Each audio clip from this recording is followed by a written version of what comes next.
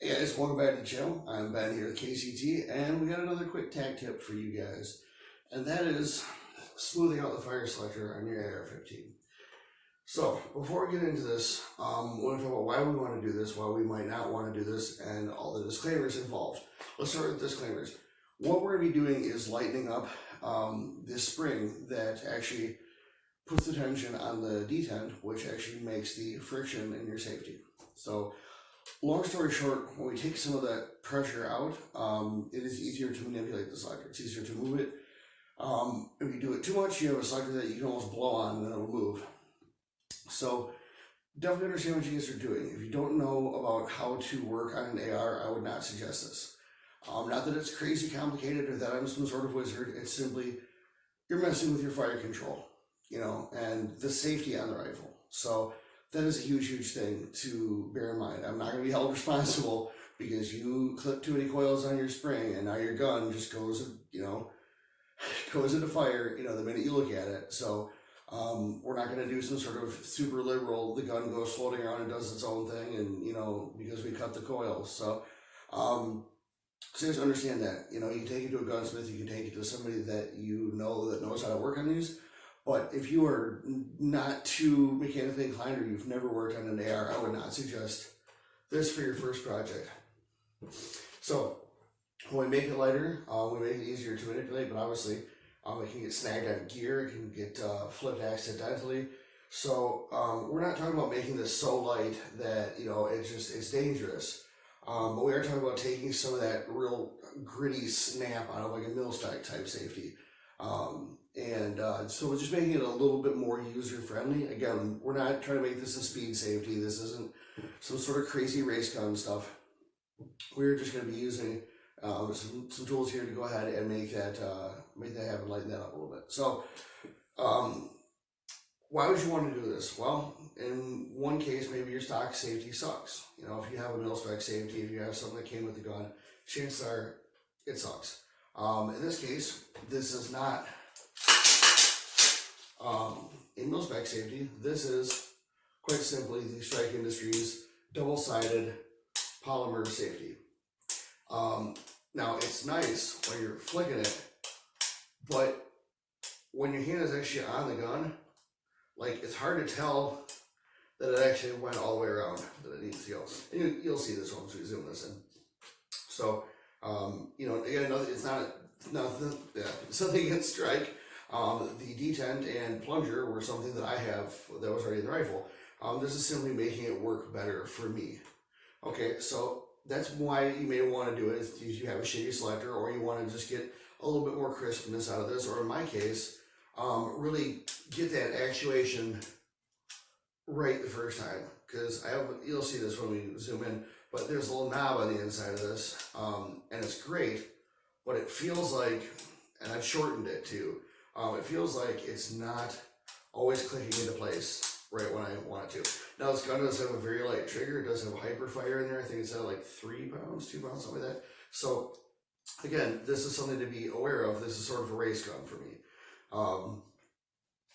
So in that case, if you're a competitor, you're not necessarily running out everything that you need to, at combat load. So you do have a little bit more leeway. So how are we going to go ahead and approach this? Well, number one, we've made sure that the weapon is clear. We don't have any ammo in our workspace. I have ammo all over the place, and it's really important that if you guys are doing this, you are of the same mind of just don't bring it in, whatever room you're in. It's just not worth it to play around and just larp with these guns. So what I do to make this easier on myself is go ahead and disconnect the upper and lower, and then we'll go ahead and put this on the bench, zoom it in so you guys can see a little bit more about what we're going to do. So go ahead and detach that. Now I always pop my pins back in. Number one is the force of habit. Number two, I don't want to ever drop this and either break the pin or break one of the ears there. I think there's a slight chance that could happen, but I just don't like it. So that's something I always do. I'm taking that down. So what we're going to do is we'll put this on the bench. You can see it. We're going to be using just a Phillips or flathead screwdriver. Yeah, I know what I'm talking about. And a multi-tool. And the other thing too is if you guys don't have the parts, if you don't have another spring and a detent for your safety, and you're not maybe mechanically inclined, I don't know if I would do this, because if you let that spring go and the detent flies, you have a gun that doesn't work, essentially. So something to consider. Guys, we're going to go ahead and put this down on the bench. We'll have the camera right over top so you can see what's going on here, and we'll get working on that. Okay guys, down on the bench here, so we've gone ahead and taken our pistol grip off the lower receiver, and that leaves us with the lower setup like this. So there's no pistol grip, and then there's no detent in there. I've already removed that. So this can kind of rotate freely, and as it does, it's still got some, not play to it, but it's moving a little sluggish. So there's that hyper fire trigger in there. That is a beautiful thing. That is so nice. I highly recommend them if you get the chance. This is the sweet springs that it uses. It's crazy. This thing goes faster. The lighter the trigger pull is. So we won't get into that right now, but these are amazing freaking triggers.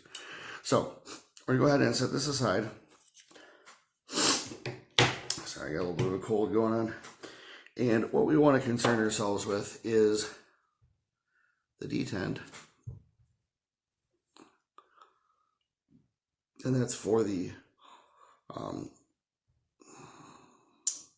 safety. So in this case, the detent is a little bit dirty, but the end is still good, and that's really what I'm concerned with. It's probably very hard to pick up on here, but you see how shiny that end is? That's the part that's going to be rubbing up against the groove that's in the safety. So that's good. Like I said, it does have a little bit of junk on the bottom of it. Looks like some polymer from maybe when the safety was installed. So we'll go ahead and make sure that that's good. We'll set that aside.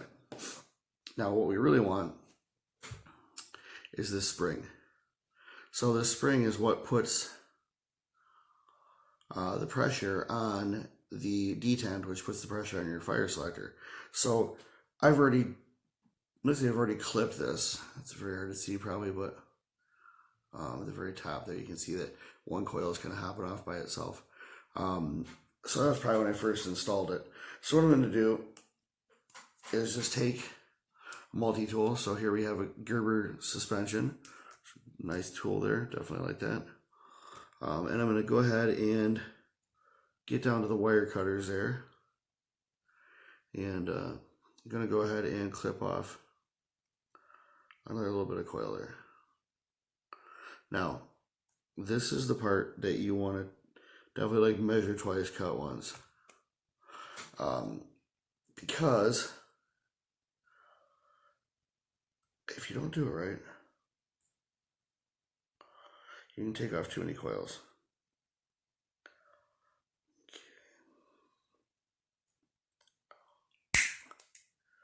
There you go. Okay. Now, given how far I had to go into the multi-tool to cut that, because again the snippers are back here, it looks like an extra coil may have come off. So what it did is it'll bend these coils up, and you'll have like one coil that's like spun up to the top there. So we will double check that. Right now, also we have the BCM, I think it's the Mod 0, I don't remember, but while we're in here, I can take the chance to go out and try out another grip insert on the back. Now, this grip is awesome except for one thing. You can fix it very, very easily, but look at the great texturing that's on this grip. I mean, you got your front striations, you got your kind of gravelly texture there on the side, and where you need it most, where your palm is, nothing. Not a damn thing. And I don't know why they did that. So it's fixable. You put some skater tape on there. It's a very usable grip. But until you have that, it sucks because it wants to just pull out of your hand all the time. So, yeah, lesson learned on that. So what I'm going to do, sorry, that cold here. So I'm going to take the cut side of the coil. I'm going to put it down here. The reason I'm doing that is so that the flat side of the coil will press up against the detent evenly. Because if we just do the other side here, you can see how the coil is cut. I don't want it to put more pressure on one part of the detent and not another. So how are we going to test this? Oh, it's very simple.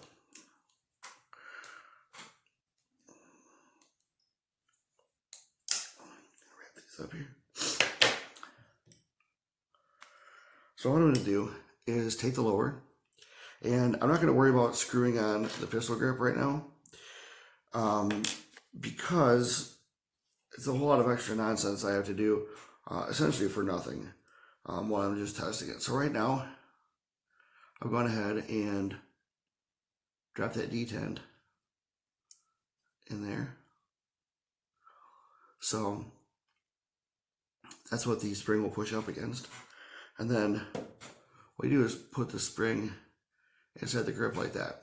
So I'm going to fold up the trap door so everything else hanging out. And then I'm just going to kind of dry fit it. As you can see there, that spring is going to ease up into the receiver there.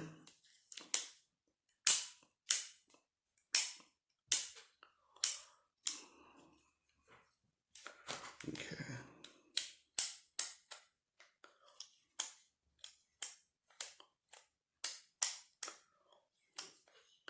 Okay, so it was a lot easier. A nice little click. I almost feel like taking it down one more, but I think right now I'm going to go ahead and leave it at that, because you can never uncut a spring. You can always come back and cut it later. So I do have a bunch of them here in my box, old parts sitting here, but my goal is to kind of get this done just really quickly and kind of show you guys how this is taken care of. I'm not going to be sitting here hand fitting springs all night. So so that does feel as good probably as I want it right now. So let's go ahead. I'll wrap this up. I'll get this put back together, and then you kind of see how everything works once it's all set. So we'll just hop in on that and get that going for you. Okay, guys, got it all back together here. So let's go ahead and take a look at what we got. Everything's back where it needs to be. We have the pistol grip, the trap door there. You can see screws back in with the, it's kind of hard to see there, but it's back in there with that star washer, the lock washer. So we'll go ahead and close that up.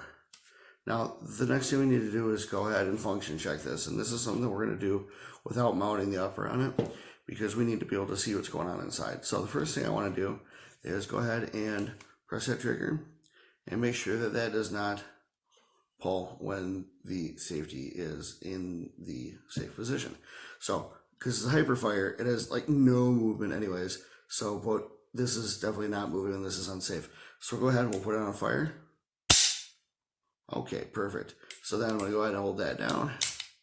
Reset that. Perfect. Hold it down. Save it. Release. Everything's good. Off, safe, press. Now push that forward a little bit. So, both sides work like they should. Again, I maybe wanted to take one more coil off it, but it feels a lot better. And the other thing too, guys, is it's going to work in. So when you do these things, understand that the tension that you get at the time of completing the upgrade or installation is not the tension that you're going to have down the road. You're going to have less tension over time because those parts are going to wear, and you're just going to have basically a lighter safety. That's how you can kind of work those in back and forth. So yeah, so it feels good. Everything looks good in there. So yeah, so that is good. That is function checked. That is good to go. The detent and spring went back up in the receiver, which is perfect. So everything is good to go there.